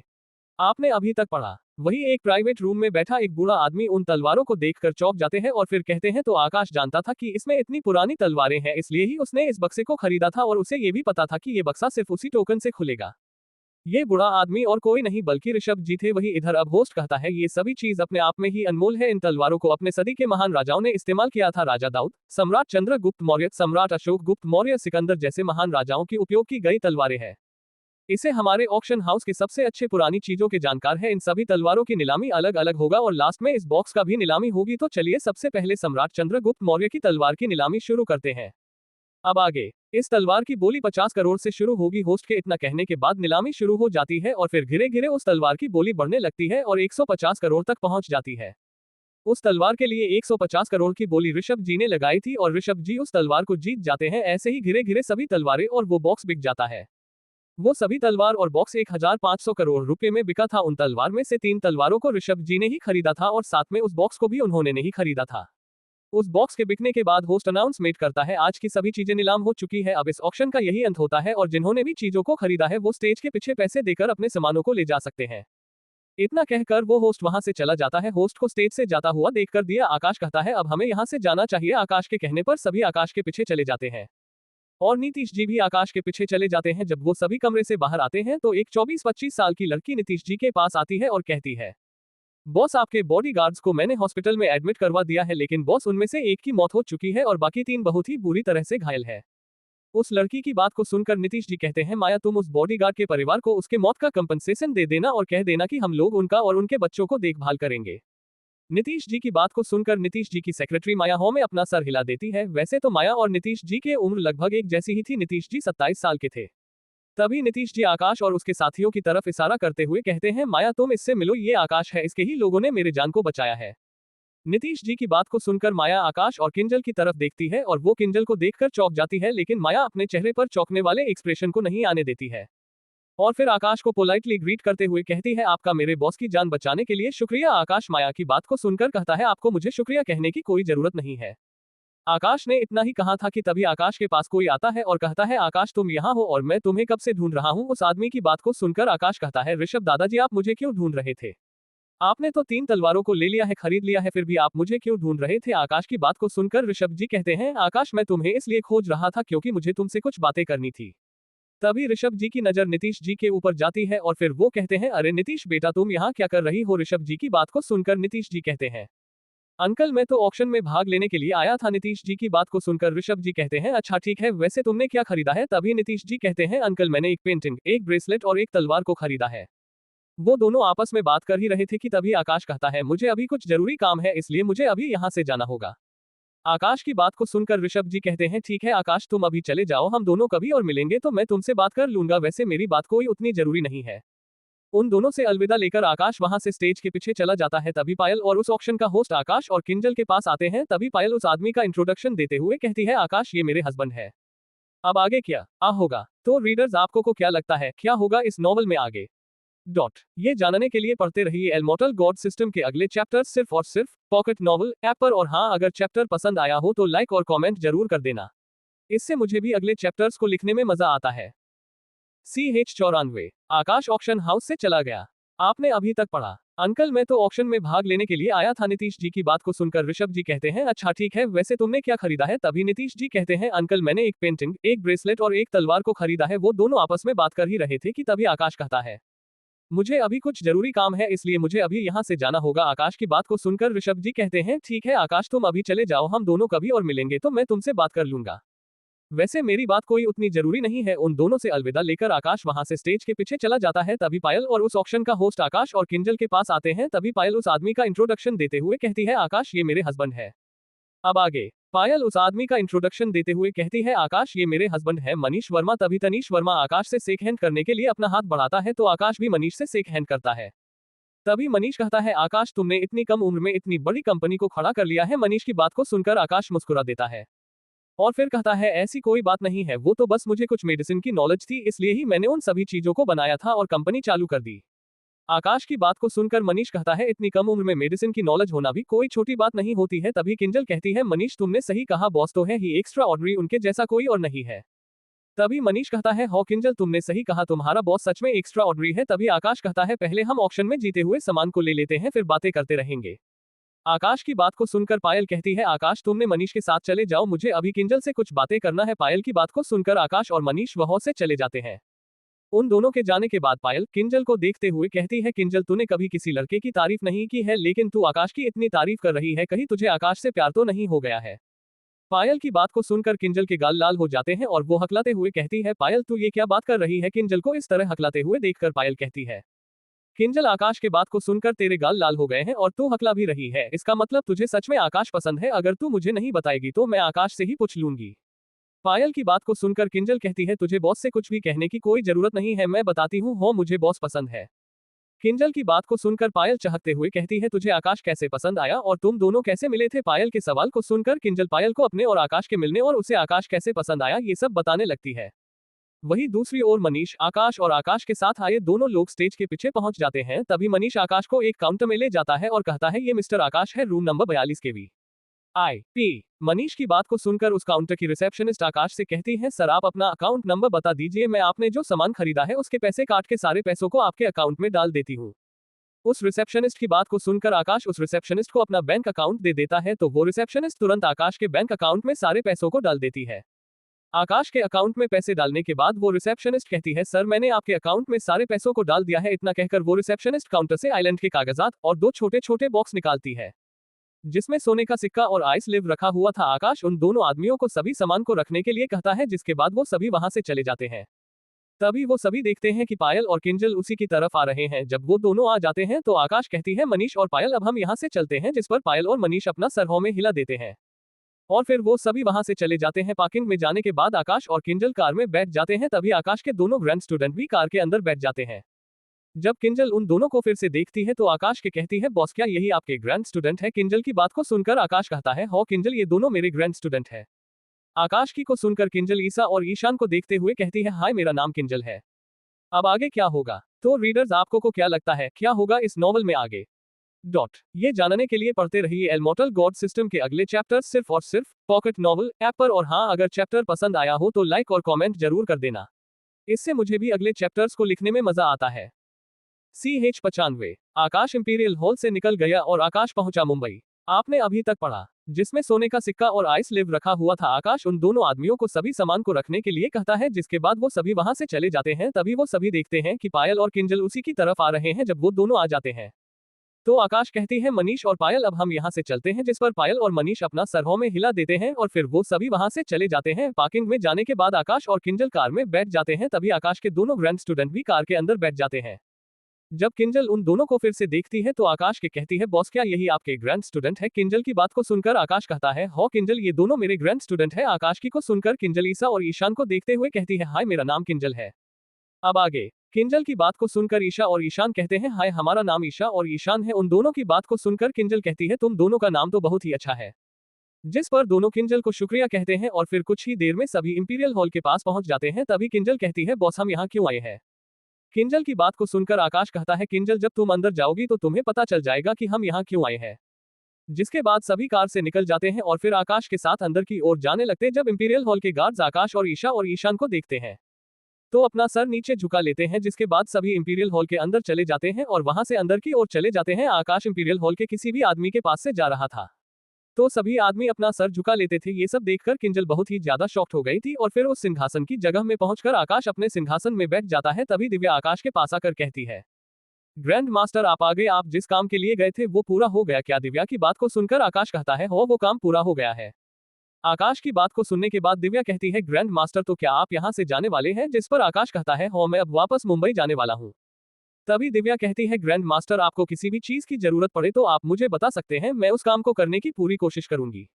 दिव्या की बात को सुनकर आकाश कहता है, दिव्या तुम किंजल के लिए 3 लोगों का इंतजार करो और मेरे 2 और कंपनी के CEO के लिए तुम 3 लोगों का इंतजार करो जो उनकी सुरक्षा कर सके। आकाश की बात को सुनकर दिव्या कहती है, ठीक है ग्रैंड मास्टर, मैं कुछ लोगों को मुंबई भेज दूंगी। तभी आकाश कहता है, और साथ ही तुम लगभग 20 लोगों को कंपनी की सुरक्षा कर सके। आकाश की बात को सुनकर दिव्या कहती है, ठीक है बॉस, मैं सभी लोगों को कल तक मुंबई में भेज दूंगी। दिव्या की बात को सुनकर आकाश कहता है, ठीक है दिव्या, अब मैं यहाँ से चलता हूँ। आकाश की बात को सुनकर दिव्या कहती है, ग्रैंड मास्टर, मैंने इंपीरियल हॉल के सभी ब्रांच में आपके बारे में बता दिया है और वहाँ के सभी लोग आपकी हर मुमकिन कोशिश करेंगे। दिव्या की बात को सुनकर आकाश कहता है, ठीक है दिव्या, अब हम यहाँ से चलते हैं। इतना कहकर आकाश वहां से चला जाता है और आकाश के पीछे किंजल, ईशा, ईशान और वो दोनों आदमी निकल जाते हैं। उन दोनों आदमियों में से एक का नाम मोहित था और दूसरे का नाम धीरज था। इंपीरियल हॉल के बाहर निकलने के बाद आकाश कहता है, हम सभी कार में ही मुंबई जाएंगे। आकाश की बात को सुनने के बाद सभी कार में बैठ जाते हैं और फिर आकाश कार को चालू करता है और मुंबई जाने के लिए सभी निकल जाते हैं। आकाश के कार के एक्स्ट्रा स्पेस को चालू कर दिया था जिससे सभी एक ही कार में आ गए थे और फिर आकाश चेतन को कार को टर्बो स्पीड में ले जाने के लिए कहता है। आकाश की बात को सुनकर चेतन का कुछ 400 किलोमीटर की रफ्तार से मुंबई की ओर ले जाने लगता है। आकाश ने कार को इनविजिबल मोड में रखा था जिससे कोई भी कार को नहीं देख पा रहा था। वो सभी रात के 8 बजे तक मुंबई पहुंच जाते हैं। मुंबई पहुंचने के बाद आकाश कहता है, तुम चारों होटल में रुक जाओ, कल मैं तुम्हारे लिए विला खरीद लूंगा और तुम उसमें ही रहना और याद रखना कि तुम्हें मेरे साथ कोई भी न देखे, क्योंकि मैं नहीं चाहता हूँ अभी किसी को भी तुम्हारे बारे में पता चले, क्योंकि मैं अभी नहीं जानता हूँ कि यहाँ पर कितने साधक है और वो सभी कितने शक्तिशाली है। अब आगे क्या होगा? तो रीडर्स, आपको को क्या लगता है, क्या होगा इस नॉवल में आगे? ये जानने के लिए पढ़ते रहिए इमॉर्टल गॉड सिस्टम के अगले चैप्टर सिर्फ और सिर्फ पॉकेट नॉवल ऐप पर। और हाँ, अगर चैप्टर पसंद आया हो तो लाइक और कमेंट जरूर कर देना, इससे मुझे भी अगले चैप्टर्स को लिखने में मजा आता है। CH96 किंजल ने आकाश को किस किया, आपने अभी तक पढ़ा। और मुंबई जाने के लिए सभी निकल जाते हैं। आकाश के कार के एक्स्ट्रा स्पेस को चालू कर दिया था जिससे सभी एक ही कार में आ गए थे और फिर आकाश चेतन को कार को टर्बो स्पीड में ले जाने के लिए कहता है। आकाश की बात को सुनकर चेतन का कुछ 400 किलोमीटर की रफ्तार से मुंबई की ओर ले जाने लगता है। आकाश ने कार को इनविजिबल मोड में रखा था जिससे कोई भी कार को नहीं देख पा रहा था। वो सभी रात के 8 बजे तक मुंबई पहुंच जाते हैं। मुंबई पहुंचने के बाद आकाश कहता है, तुम चारों होटल में रुक जाओ, कल मैं तुम्हारे लिए विला खरीद लूंगा और तुम उसमें ही रहना और याद रखना कि तुम्हें मेरे साथ कोई भी न देखे, क्योंकि मैं नहीं चाहता हूँ अभी किसी को भी तुम्हारे बारे में पता चले, क्योंकि मैं अभी नहीं जानता हूँ कि यहाँ पर कितने साधक है और वो सभी कितने शक्तिशाली है। अब आगे आकाश की बात को सुनकर वो सभी कहते हैं, ठीक है अभी हम सब होटल में रुकेंगे। जिसके बाद आकाश उन सभी को अपने विला के पास ही के होटल में छोड़ देता है और फिर आकाश और किंजल वहां से निकल जाते हैं। कुछ ही देर दोनों आकाश के विला के सामने पहुंच जाते हैं और फिर दोनों विला के अंदर चले जाते हैं। अभी बहुत ही ज्यादा रात हो गई थी, इसलिए किंजल अपने घर नहीं गई थी। जब आकाश और किंजल विला के अंदर चले जाते हैं तभी किंजल आकाश के हाथ को पकड़ लेती है। तभी आकाश पीछे मुड़ता है, कहता है, किंजल तुम्हें मुझसे कुछ कहना था क्या? तभी किंजल कहती है, बॉस मैं इतना सच कर आती हूँ कि आप मेरी तरफ देखें, लेकिन आप तो मुझे देखते ही नहीं है। किंजल की बात को सुनकर आकाश कहता है, किंजल ऐसी कुछ भी बात नहीं है, आकाश ने इतना ही कहा था कि तभी की कुछ ऐसा कर देती है जिसका आकाश को कोई उम्मीद नहीं थी। किंजल आकाश के पास जाकर उसे किस करने लगती है। आकाश भी अपने आप को कब तक रोकता, वो भी किंजल को किस करने लगता है।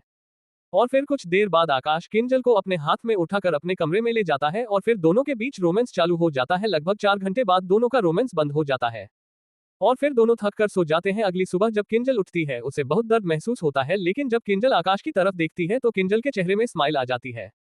आकाश सुकून से बच्चों की तरह सो रहा था जिससे आकाश और भी ज्यादा हैंडसम दिख रहा था। तभी किंजल को कल रात जो कुछ भी हुआ था वो सब याद आ जाता है, जिससे किंजल का गाल टमाटर की तरह लाल हो जाता है। जिसके बाद किंजल बाथरूम जाने के लिए अपने पैर के नीचे रखती है तो किंजल को बहुत ही ज्यादा दर्द होता है, जिससे किंजल की चीख निकल जाती है और किंजल लड़खड़ा जाती है। तभी किंजल के चीखने के आवाज से आकाश की नींद खुल जाती है और फिर आकाश किंजल की तरफ देखता है जो कि टेबल के सहारे खड़ी थी और किंजल के चेहरे पर दर्द साफ साफ नजर आ रहा था। तभी आकाश बेड से उठता है और किंजल के पास जाकर किंजल के कमर को पकड़ लेता है और फिर किंजल को अपने गोद में उठा लेता है और किंजल के शरीर में अपने आध्यात्मिक ऊर्जा को भेजने लगता है, जिससे किंजल का दर्द कम हो जाता है और उसे अच्छा लगने लगता है। आकाश किंजल को बाथरूम में ले जाता है और बाथटब में रख देता है, जिसके बाद आकाश अपने स्टोरेज रिंग से एक सीसी निकालता है और बाथटब के पानी में डाल देता है और फिर किंजल से कहता है, किंजल ये बॉडी रिफाइनिंग लिक्विड है, इससे तुम्हारे शरीर की जितनी भी अशुद्धि है वो निकल जाएगी, लेकिन इससे तुम्हारे शरीर में खुजली होगी। तुम जब तक सह सकती हो इसे सह लेना, उसके बाद नहाकर बाहर आ जाना। इतना कहकर आकाश बाथरूम से बाहर आ जाता है और फिर आकाश बेड में बैठ जाता है और अपने स्टोरेज रिंग से लैपटॉप को निकाल लेता है और फिर चौधरी कंपनी के बारे में देखने लगता है। अब तक चौधरी कंपनी के सारे शेयर्स बहुत ही नीचे गिर चुकी थी और उसके सभी इन्वेस्टर कंपनी से अपना पैसा मांग रहे थे। इधर चौधरी विला में सभी बहुत ही परेशान थे। इधर संजय के पापा उसके दादाजी से कहते हैं, डैड ये सब क्या हो रहा है, हमारे सॉफ्टवेयर को किसने हैक कर लिया है।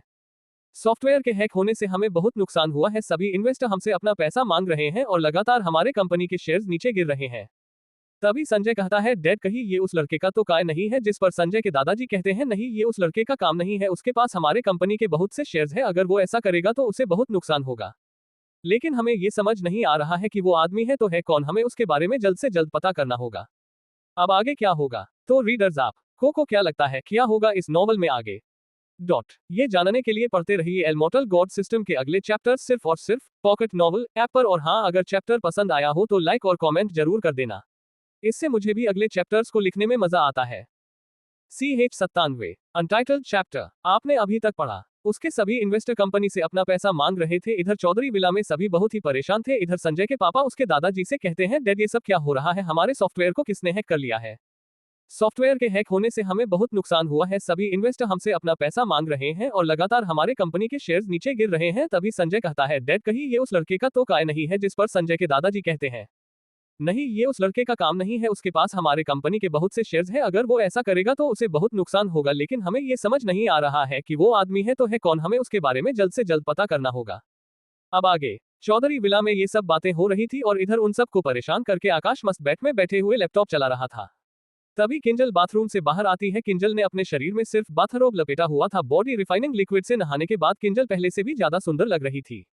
आकाश किंजल को बस देखता ही रह गया था। तभी किंजल आकाश के पास आती है तो आकाश किंजल को कमर से पकड़कर उसे अपने गोद में बैठा देता है, जिससे किंजल के गाल शर्म से लाल हो जाते हैं। तभी आकाश कहता है, किंजल तुम मुझे पसंद करती हो, लेकिन मैं तुम्हें एक बात बता देना चाहता हूँ कि मैं शायद तुम्हें खुश न रख पाऊँ, तो फिर भी तुम मेरे साथ रहना चाहती हो? आकाश की बात को सुनकर किंजल कहती है, हो बॉस, मैं आपके साथ अपनी जिंदगी भर रहना चाहती हूँ।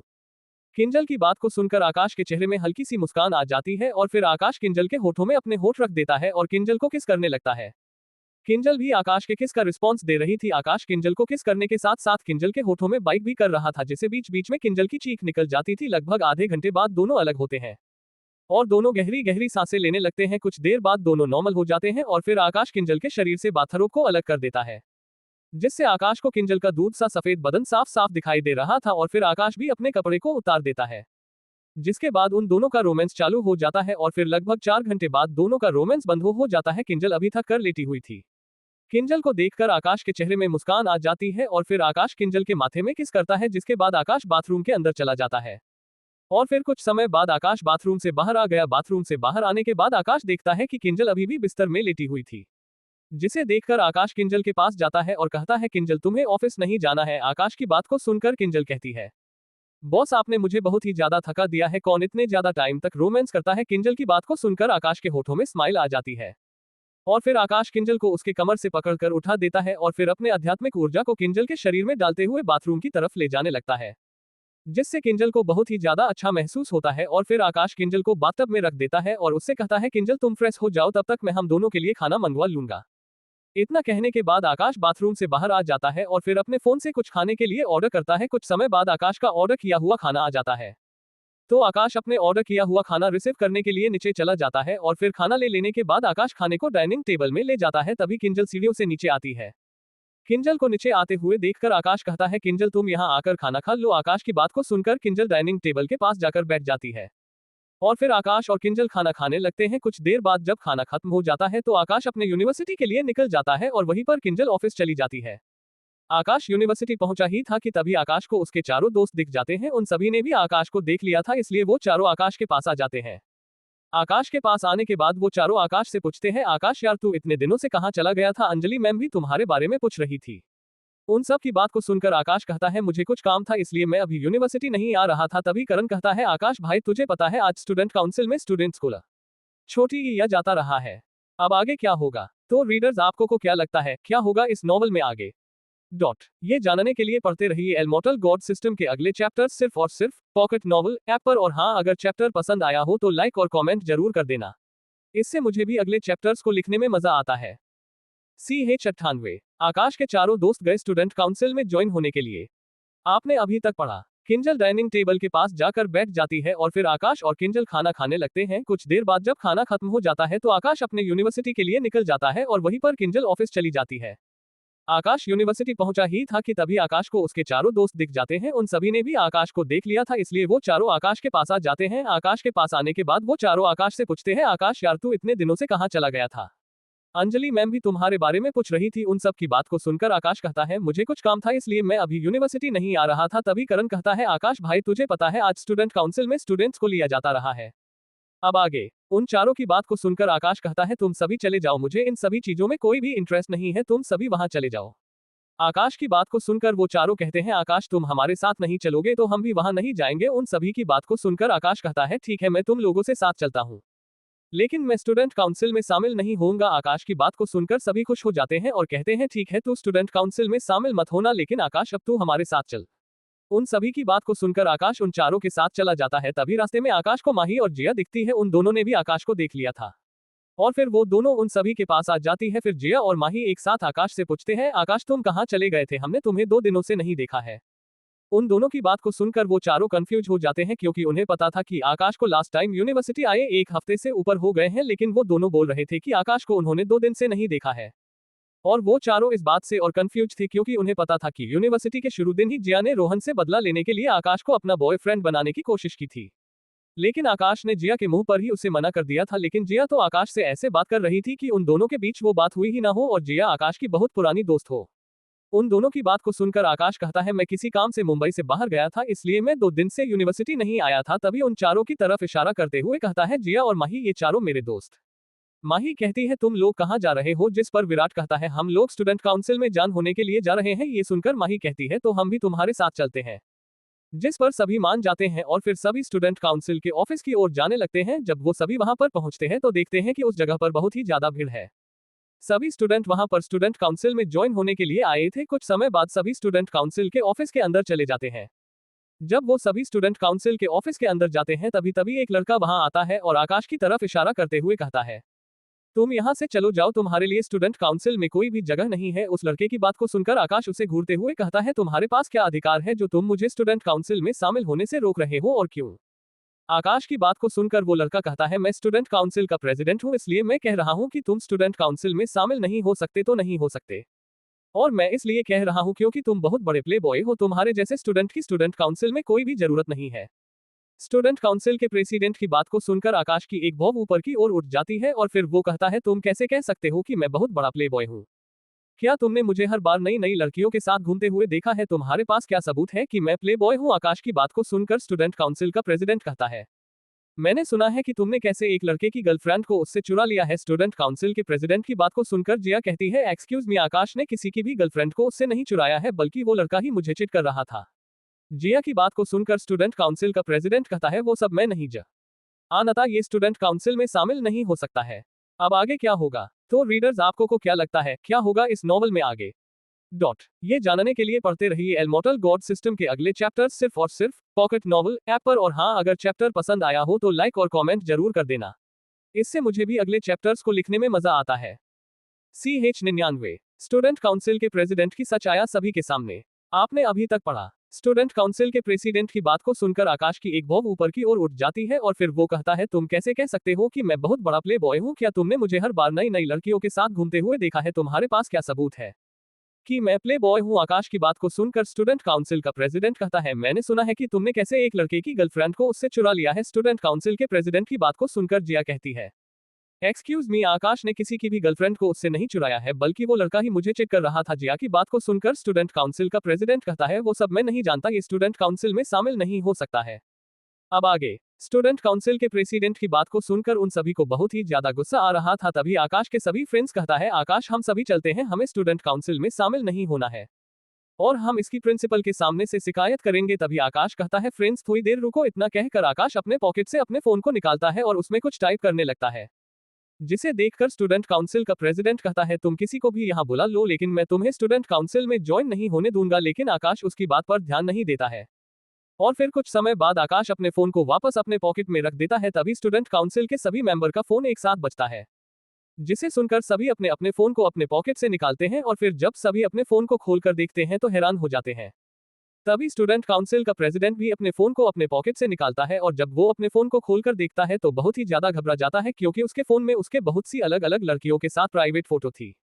तभी स्टूडेंट काउंसिल के सभी मेंबर आपस में स्टूडेंट काउंसिल के प्रेसिडेंट को देख देख कर बात कर रहे थे। अपने फोन में आए सभी फोटो को देखकर वो सोच रहा था कि उन फोटो को किसने उसे भेजा है और ये सभी फोटो उस आदमी के पास आई कैसे है। तभी आकाश कहता है, तुम इतनी सारी लड़कियों के साथ होटल रूम में जा चुके हो और तुम मेरे कैरेक्टर पर उंगली उठा रहे थे। ये सब बोलते हुए आकाश के होठों में एक स्माइल थी जिसे देखकर स्टूडेंट काउंसिल का प्रेसिडेंट बहुत ही ज्यादा गुस्सा हो गया था और आकाश के ऊपर हमला करने के लिए बढ़ता है, लेकिन तभी आकाश उसके मुक्के को पकड़ लेता है और उसे एक मुक्का झड़ देता है। स्टूडेंट काउंसिल का प्रेसिडेंट दूर फेंका जाता है। तभी उसका फोन स्टूडेंट काउंसिल के सभी मेंबर के पास फेंका जाता है। अभी तक उसके फोन का स्क्रीन चालू था, इसलिए उन सभी को उसके अंदर के फोटो दिखाई दे रहा था।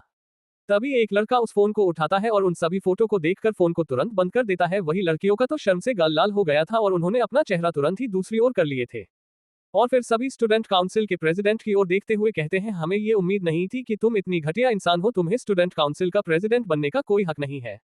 उन सभी की बात को सुनकर वो कहता है, तुम लोगों को पता नहीं है कि मेरे डैड कौन है, मैं तुम सभी को देख लूंगा और खासकर तुम्हें, तुम्हारा नाम आकाश था ना, मैं तुम्हारी जिंदगी बर्बाद कर दूंगा। वो ये सभी बोलने के बाद वहां से चला जाता है। इस विराट बहुत ही ज्यादा उदास हो गया था क्योंकि उसने उस फोन में किसी ऐसे की फोटो देख ली थी जिससे विराट का दिल टूट गया था। तभी करण, वैभव और मयंक विराट के कंधे पर हाथ रखकर कहते हैं, विराट तुझे दुखी होने की कोई जरूरत नहीं है, तुझे तो इस बात की खुशी होना चाहिए कि तुझे उस लड़की के बारे में बहुत ही पहले पता चल गया है। उन तीनों की बात को सुनकर आकाश कंफ्यूज होते हुए कहता है, तुम तीनों विराट से ये क्या कह रहे हो। आकाश के बात को सुनकर करण कहता है, आकाश भाई, विराट एक लड़की से प्यार करता है और स्टूडेंट काउंसिल के प्रेसिडेंट के फोन में जो फोटो थे उसमें उसके और उस लड़की का भी फोटो था। करण की बात को सुनकर आकाश कहता है, विराट ये तीनों सही कह रहे हैं, तुम्हें उस घटिया लड़की के लिए दुखी नहीं होना चाहिए, बल्कि उसकी हकीकत पहले पता चलने के लिए तुम्हें खुश होना चाहिए। सभी के बात को सुनकर विराट थोड़ा ठीक महसूस करता है और वो सभी वहां से बाहर जाने लगते हैं। तभी उन सभी को स्टूडेंट काउंसिल के मेंबर रोकते हुए कहते हैं, तुम लोगों को स्टूडेंट काउंसिल को ज्वाइन नहीं करना है क्या। उन लोगों की बात को सुनकर आकाश कहता है, अब आगे क्या होगा। तो रीडर्स आपको को क्या लगता है क्या होगा इस नॉवल में आगे ये जानने के लिए पढ़ते रहिए एलमोटल गॉड सिस्टम के अगले चैप्टर सिर्फ और सिर्फ पॉकेट नॉवल ऐप पर। और हाँ, अगर चैप्टर पसंद आया हो तो लाइक और कमेंट जरूर कर देना, इससे मुझे भी अगले चैप्टर्स को लिखने में मजा आता है। CH100 मार्शल आर्ट टूर्नामेंट आपने अभी तक पढ़ा। उन तीनों की बात को सुनकर आकाश कंफ्यूज होते हुए कहता है, तुम तीनों विराट से ये क्या कह रहे हो। आकाश के बात को सुनकर करण कहता है, आकाश भाई, विराट एक लड़की से प्यार करता है और स्टूडेंट काउंसिल के प्रेसिडेंट के फोन में जो फोटो थे उसमें उसके और उस लड़की का भी फोटो था। करण की बात को सुनकर आकाश कहता है, विराट ये तीनों सही कह रहे हैं, तुम्हें उस घटिया लड़की के लिए दुखी नहीं होना चाहिए, बल्कि उसकी हकीकत पहले पता चलने के लिए तुम्हें खुश होना चाहिए। सभी के बात को सुनकर विराट थोड़ा ठीक महसूस करता है और वो सभी वहां से बाहर जाने लगते हैं। तभी उन सभी को स्टूडेंट काउंसिल के मेंबर रोकते हुए कहते हैं, तुम लोगों को स्टूडेंट काउंसिल को ज्वाइन नहीं करना है क्या। उन लोगों की बात को सुनकर आकाश कहता है, अब आगे। उन लोगों की बात को सुनकर आकाश कहता है, मैं यहाँ स्टूडेंट काउंसिल में ज्वाइन होने के लिए नहीं आया था, तुम लोग इन तभी से पूछ सकते हो कि ये स्टूडेंट काउंसिल में ज्वाइन होंगे या फिर नहीं। तभी वो सब कहते हैं, हमें स्टूडेंट काउंसिल ज्वाइन नहीं करना है, अब हमारा मन बदल गया है। इतना कहने के बाद सभी वहां से निकल जाते हैं। आकाश ने सिर्फ स्टूडेंट काउंसिल के प्रेसिडेंट के फोन में उन सभी फोटो को डाला था, बाकी सभी के फोन में तो स्टूडेंट काउंसिल के प्रेसिडेंट से रिलेटेड चुटकुले थे जिसे पढ़कर वो सभी उसकी तरफ देख रहे थे। बाहर जाने के बाद सभी क्लासरूम में चले जाते हैं। कुछ समय बाद टीचर अंजलि क्लास में इंटर करती है तो सभी स्टूडेंट अंजलि को गुड मॉर्निंग विश करते हैं। तो अंजलि भी सभी को गुड मॉर्निंग विश करती है। फिर टीचर अंजलि कहती है, स्टूडेंट सभी यूनिवर्सिटी में मार्शल आर्ट का टूर्नामेंट होने वाला है जिसमें सेमीफाइनल और फाइनल राउंड हमारी यूनिवर्सिटी में ही होगा। आप में से जितनों को भी मार्शल आर्ट टूर्नामेंट में पार्टिसिपेट करना है वो सभी यूनिवर्सिटी के स्टेडियम में चले जाना, वहां पर आप सभी का टूर्नामेंट में ज्वाइन करने के लिए एक छोटा सा टेस्ट होगा। अंजलि की बात को सुनकर सभी बहुत ही ज्यादा खुश हो जाते हैं। तभी अंजलि एक और अनाउंसमेंट करती है, जो भी स्टूडेंट आर्ट्स डिपार्टमेंट के हैं वो सभी ध्यान से सुनो, आज टीचर एलेक्स आप सभी को पढ़ाने के लिए आएंगे, तो आप सभी इस क्लास के बाद पेंटिंग के क्लास के लिए निकल जाना। अंजलि की इस बात को सुनकर सभी स्टूडेंट और भी ज्यादा खुश हो जाते हैं और फिर क्लास शुरू हो जाती है। कुछ समय बाद क्लास खत्म हो जाती है, जिसके बाद बहुत से स्टूडेंट पेंटिंग क्लास की तरफ जाने लगते हैं। आकाश क्लास से निकलकर अपने टीचर रूम में चला जाता है। सभी टीचर को अपने लिए पर्सनल रूम दिया गया था। वो बात अलग थी कि सभी टीचर ने एक रूम को टीचर्स रूम बना लिया था जिसमें वो सभी कभी कभार बात करने के लिए जाते थे। रूम के अंदर आने के बाद आकाश अपने स्टोरेज रिंग से कपड़े निकालकर पहन लेता है और फिर मास्क पहनकर वहां से निकल जाता है। जब आकाश पेंटिंग क्लास के अंदर जाता है तो वो देखता है कि इस बार पहले से और भी ज्यादा स्टूडेंट क्लास में आए थे, लेकिन आकाश इस बात पर ज्यादा ध्यान नहीं देता है और सभी को पेंटिंग के बारे में पढ़ाना चालू कर देता है। जब क्लास खत्म हो जाता है तो सभी क्लास से निकल जाते हैं। आकाश के साथ उसके चारों फ्रेंड्स माही और जिया आकाश के साथ निकलते हैं। आकाश के टीचर रूम के अंदर जब सभी पहुंच जाते हैं तो आकाश बाथरूम के अंदर चला जाता है और फिर कुछ समय बाद आकाश अपने पुराने कपड़ों को पहनकर बाहर आ जाता है। तभी माही और जिया कहती है, आकाश ये रूम तो बहुत ही ज्यादा सुंदर है। उन दोनों की बात को सुनकर आकाश बस मुस्कुरा देता है जिसके बाद आकाश कहता है अब हमें यूनिवर्सिटी के स्टेडियम जाना चाहिए। आकाश की बात को सुनकर सभी वहां से चले जाते हैं। चलते चलते माही आकाश से पूछती है, आकाश क्या तुम मार्शल आर्ट टूर्नामेंट में पार्टिसिपेट करोगे? माही की बात को सुनकर आकाश कहता है, हाँ मैं सोच रहा था कि मैं भी मार्शल आर्ट टूर्नामेंट में पार्टिसिपेट कर लूं। आकाश की बात को सुनकर माही और जिया समझ जाती है कि अब कोई भी इस टूर्नामेंट को जीत नहीं सकता है, क्योंकि उन्होंने आकाश की ताकत को अपने आंखों के सामने देखा था। और वो दोनों जानती थी कि आकाश से कोई भी स्टूडेंट जीत नहीं सकता है, क्योंकि आकाश की ताकत बहुत ही ज्यादा थी। जब वो सभी यूनिवर्सिटी के स्टेडियम में पहुंचते हैं तो सभी स्टूडेंट यही बात कर कहे थे कि स्टूडेंट काउंसिल के प्रेसिडेंट को स्टूडेंट काउंसिल से निकाल दिया गया है, क्योंकि उसका कैरेक्टर बहुत ही ज्यादा घटिया था। सभी के जुबान में बस यही बात चल रही थी। तभी विराट को देख कर एक लड़की उन सभी के पास आने लगती है, और जब वो आकाश को देखती है तो देखती ही रह जाती है। तभी विराट की नजर भी उस लड़की के ऊपर जाता है और वो उसे घिन भरी नजरों से देखता है। अब आगे क्या होगा? तो रीडर्स आपको को क्या लगता है क्या होगा इस नॉवल में आगे? ये जानने के लिए पढ़ते रहिए इमॉर्टल गॉड सिस्टम के अगले चैप्टर सिर्फ और सिर्फ पॉकेट नॉवल ऐप पर। और हाँ, अगर चैप्टर पसंद आया हो तो लाइक और कमेंट जरूर कर देना, इससे मुझे भी अगले चैप्टर्स को लिखने में मजा आता है। आज के लिए बस इतना ही। अगर आप इस कहानी के बारे में और अधिक जानकारी चाहते हैं तो पढ़ते रहिए कहानी इमॉर्टल गॉड सिस्टम। और अगर आपको ये कहानी पसंद आई हो तो प्लीज लाइक, सब्सक्राइब और शेयर करें। और अगर हमारे कहानी में किसी भी प्रकार की गलती हुई हो तो कृपया मुझे कमेंट सेक्शन में इन्फॉर्म करें। और अगर आप हमारे चैनल को लाइक, शेयर, सब्सक्राइब और कमेंट करते हैं तो हमें और अधिक मोटिवेशन मिलती है इस तरह की और कंटेंट बनाने के लिए। धन्यवाद। Folded hands, folded hands, folded hands.